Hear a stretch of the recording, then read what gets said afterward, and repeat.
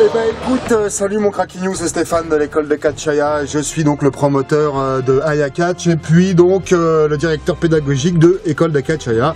Donc on a une salle à Lyon, je fais des stages intensifs aussi régulièrement pendant les vacances scolaires et j'ai également une salle que je gère en Rhône-Alpes à Rumilly. Donc là, le cours de Lyon ce dimanche s'est bien passé, on est mardi et puis donc là on prépare un show pour demain mercredi à Toulouse, un show de lucha libre et puis donc là il est à peu près 19 h et je pars chercher mon ami Francky pour charger le ring et demain on décolle à 8 h. Et donc voilà, nous voici avec Francky derrière la caméra pour donc charger cette merveilleuse ring. En fait tu vois là, ça a été soudé là. Je sais pas si tu vois. Comme ça a été soudé là. Avec une de camion. Ah ouais putain voilà. On va la mettre là en attendant. On aurait dû commencer par les grosses latérales. Après l'effort de réconfort, on boit un petit coup avec l'ami Francky et puis après on y va. Après on y va.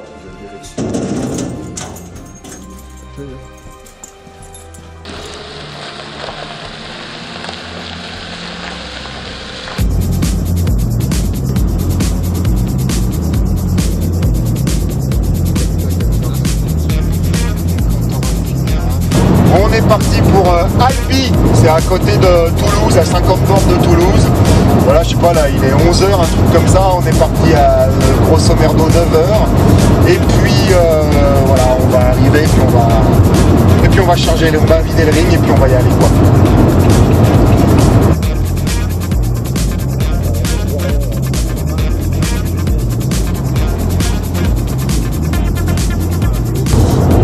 Il est 14 h 30, grosso merdo, on devait arriver pour 16 h, on a un petit peu de retard, on va avoir à peu près 3/4 d'heure de retard. J'ai oublié les sumo en mousse que j'avais promis à la personne qui nous reçoit. Voilà, le show continue. Donc, c'est Tornado Kid qui est derrière la caméra. On suit Lactel depuis combien de temps là? À peu près. Je dirais que ça fait une demi-heure. Ça fait une demi-heure, donc en plus on est à une demi-heure d'arrivée quoi, c'est-à-dire déjà on a du retard.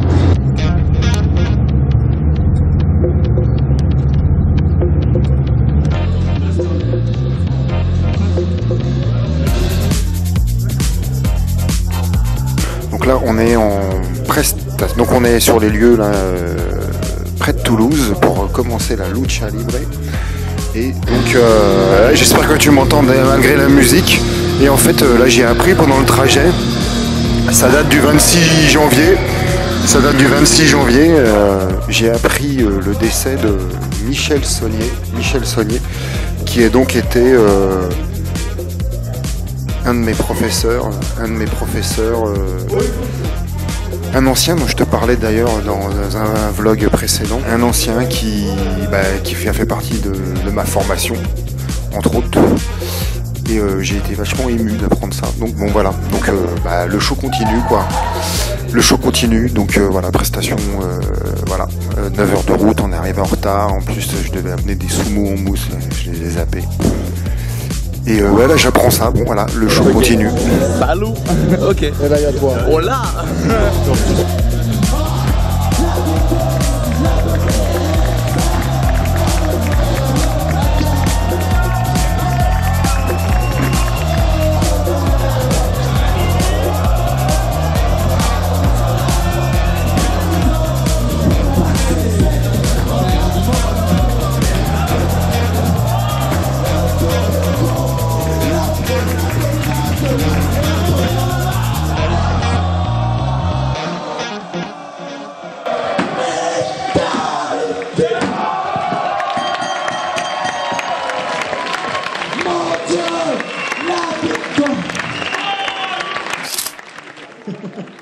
Ah, la photo de Goliath.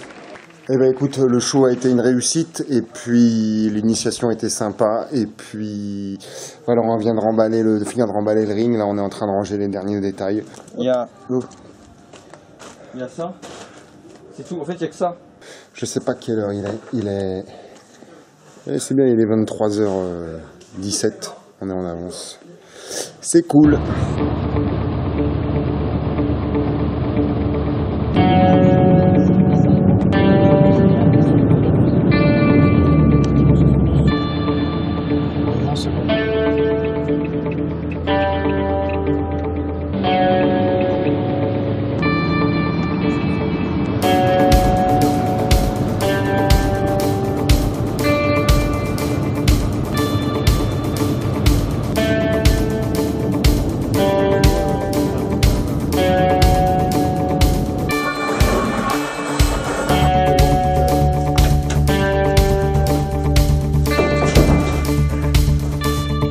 Ok, donc voilà, nous avons fini la prestation ici avec Tornado et puis Snake, Raphaël Belmont qui est donc derrière la caméra. Merci de filmer, Rafi.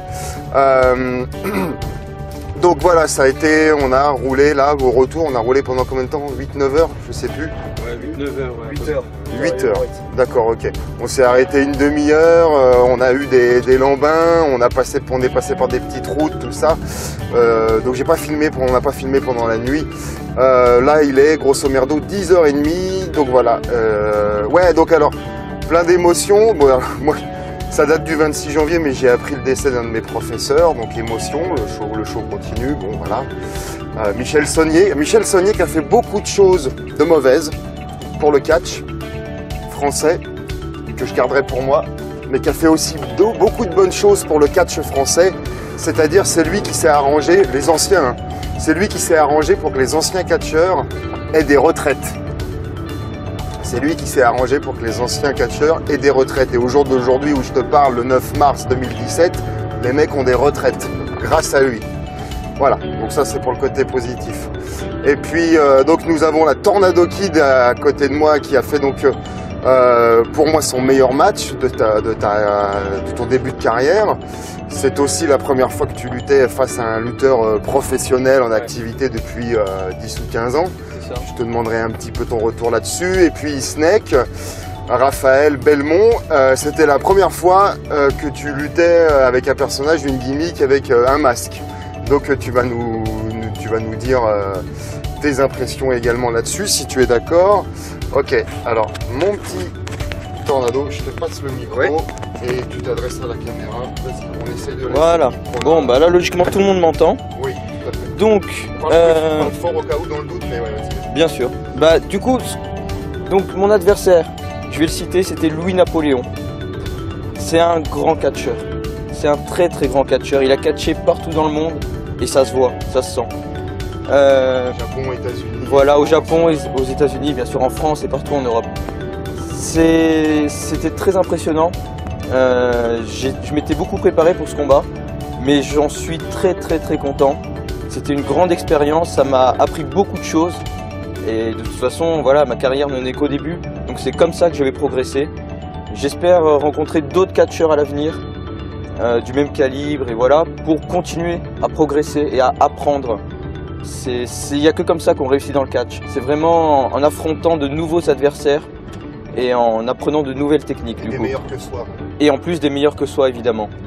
Donc j'en garde un super souvenir. En plus on a fait un road trip qui valait le coup. On a dormi, ouais, on a quand même un peu dormi, mais bon, c'est ça quoi, c'est ça le catch. Au final, on nous voit sur le ring catcher 20 minutes. Mais voilà, derrière il y a toute l'installation du ring, toute la préparation, tous les souvenirs après qui fait que du coup on est content de rentrer chez soi et de se dire waouh, qu'est-ce qu'on a vécu. Donc ça c'est une super expérience en plus du match. Vas-y, tu peux faire. Tout bon? Ouais. Allez, bien, salut à tous. Alors moi, si Tornado a affronté Louis Napoléon, moi j'ai affronté Blue Falcon. Et pareil, une sacrée expérience, puisqu'on sent aussi l'expérience du gars. Sauf que pour ma part, j'ai dû lutter avec un masque. Ce qui n'est pas dans mes habitudes. Alors, mes impressions sur le fait de porter un masque en in-ring. C'était une expérience, mais je vais vous confier certaines choses. Alors déjà, le masque ne m'appartenait pas. Il avait une très longue carrière. Une très longue carrière. Il est resté apparemment 6 ans dans un placard à moisir. Ça s'est ressenti au sens propre du terme. Je parle de l'odeur. Il était trop petit. Il m'écrasait le nez. Il n'était pas à ma taille. C'est-à-dire que moi, pendant tout le match, je passais mon temps pas à le remettre, mais le masque se bougeait en tous les sens, donc je ne voyais rien. Dans la foulée, voilà, il n'y a personne. Multitâche. Voilà. Multitâche. On est peut-être des hommes, mais il se peut des fois qu'on puisse faire deux choses en même temps. Non, c'était quand même une expérience. Donc désormais aujourd'hui, je sais que je ne porterai jamais de masque.